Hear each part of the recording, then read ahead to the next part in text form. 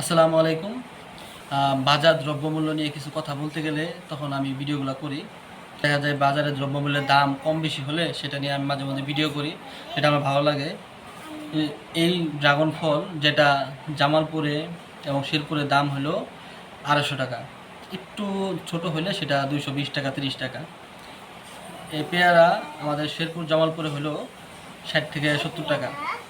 আমি আজকে রাজশাহীতে কিনলাম, এটা ছোট সাইজ ড্রাগন ফল, এটার দাম পড়ছে আপনার 80 টাকা কেজি। যদি এটার থেকে সর্বোচ্চ ভালোটা মানে বড়টা নিতাম সেটার দাম পড়তো 140 বা 150 টাকা। আর এই পেয়ারাটা নিলাম 25 টাকা কেজি, যেটা আমাদের এখানে শেরপুর জামালপুরে বিক্রি হয় সাধারণত 50 থেকে 70 টাকা পর্যন্ত।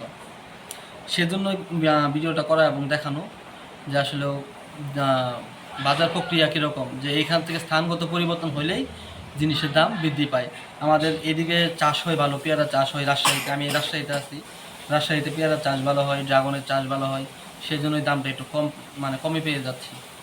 এখন আমি একটা ড্রাগন কেটে দেখাবো যে আসলে এটার ছালগুলো খুব পাতলা হবে এবং মিষ্টি হবে। এই ছোটো সাইজগুলো এই জন্য নিয়েছি যে এখানে ছোটো সাইজগুলো খুব ভালো হয়, মিষ্টিও হয় এবং কালারটাও ভালো হয়, মানে ছালটাও পাতলা হয়।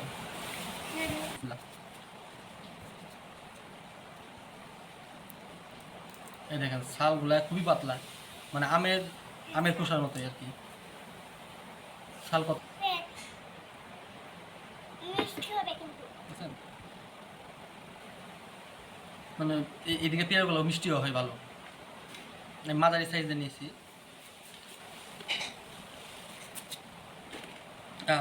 দেখছেন ভিতরে বিচিও কম, মানে পাকছে পেয়ারাটা ভালো।